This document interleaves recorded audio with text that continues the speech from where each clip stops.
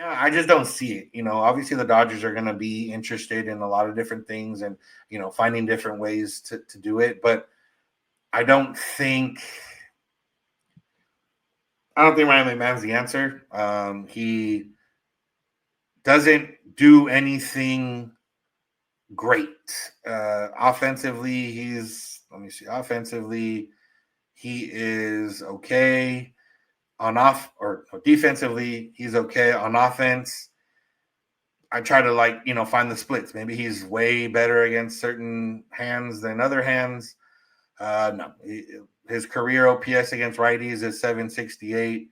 His career OPS this year against righties, I think, is maybe 775. So obviously that's good, but it's not great. It's not something that you have to go after. It's not anything that's like, oh man. And that's considering half his games are at Coors Field. So, maybe some of those numbers could be a little bit inflated.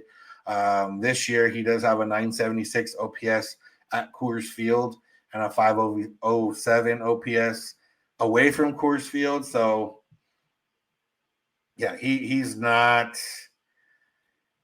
He's a guy that would be a bench role on this Dodger team, but I don't think they need another bench role for an infielder that can play a couple positions, especially one that hits left-handed. Like, unless they don't believe in Ha-Seong Kim or they're going to send him down for more seasoning in AAA, that's the only way this kind of makes sense.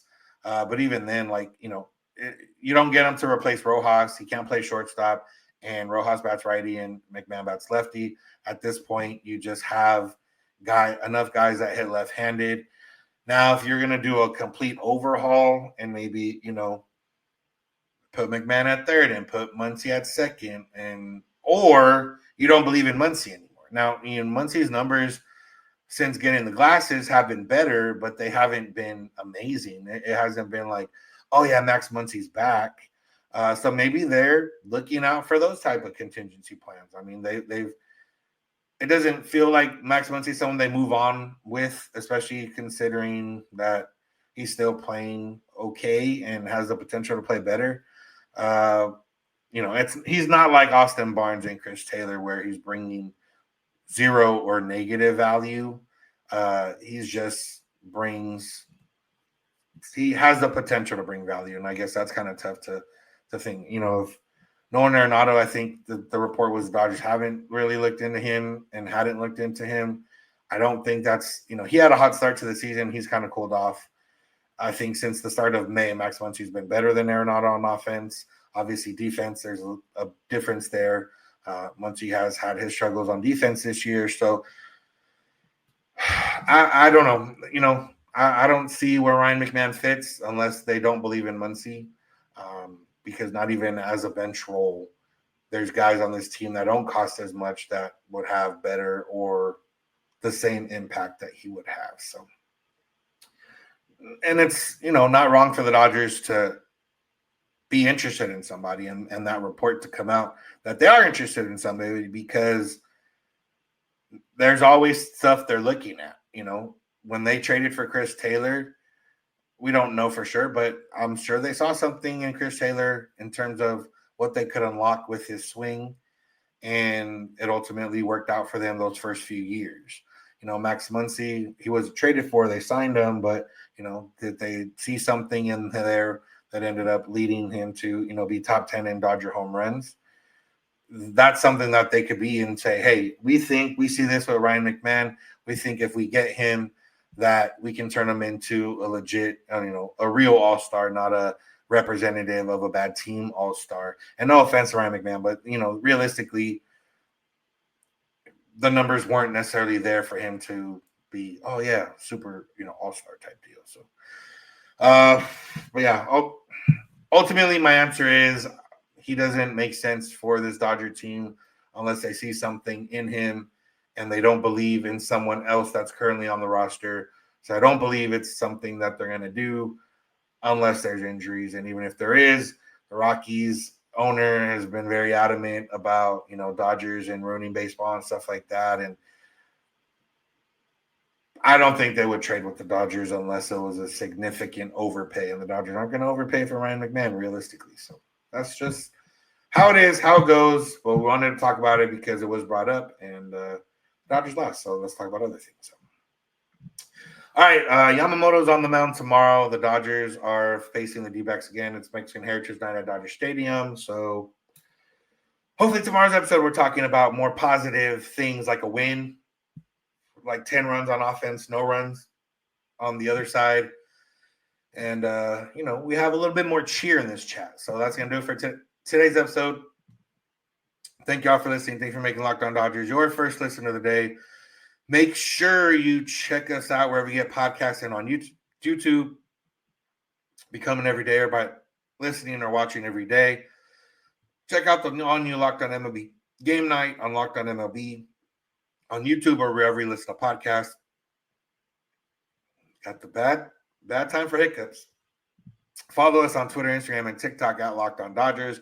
Jeff's on Twitter, I'm at Vince91. You can DM us with any questions or comments. You can also send those via email, lockedondodgers@gmail.com, or send us a voicemail or leave us a text at 323-863-5625. We're here every weekday morning, and we hope to be here with us. So when you get in your car or if you're at home, tell your smart device, play a podcast, Locked On Dodgers. And remember, you don't have to agree. You just have to listen. Have a good one.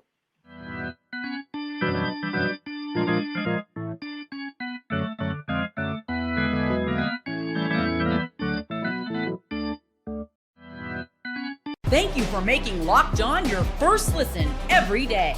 For your second listen, find Locked On MLB Game Night. Every game, every night, all season long. Get local analysis on a national scale. Find MLB Game Night on Locked On MLB on YouTube or wherever you listen to podcasts. It's the Locked On Podcast Network. Your team every day. Hey, Prime members. You can listen to this Locked On podcast ad-free on Amazon Music. Download the Amazon Music app today.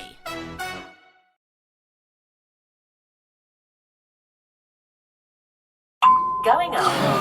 Prices keep going up these days. It feels like being on an elevator that only goes up. Going up.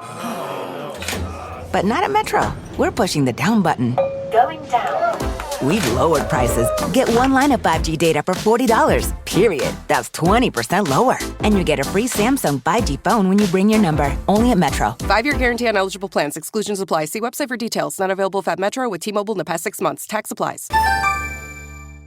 Lost their fourth game in a row. It's the worst losing streak for LA this season. We've got the biggest problems for the Dodgers right now, what they need to do to fix them. Also, some positive injury news. That's coming up next on the Dodgers Nation postgame show. It's time for Dodger baseball.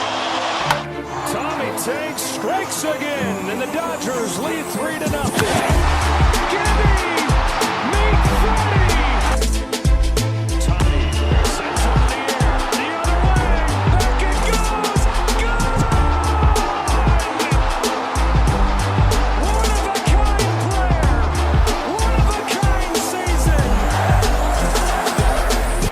What is up, and welcome to the Dodgers Nation post-game show. My name is Doug McCain, credentialed member of Dodgers Media. You can follow me on X and Instagram at DMAC_LA. Thanks for rocking with us after the Dodgers lose to the Arizona Diamondbacks by a final score of 9-5.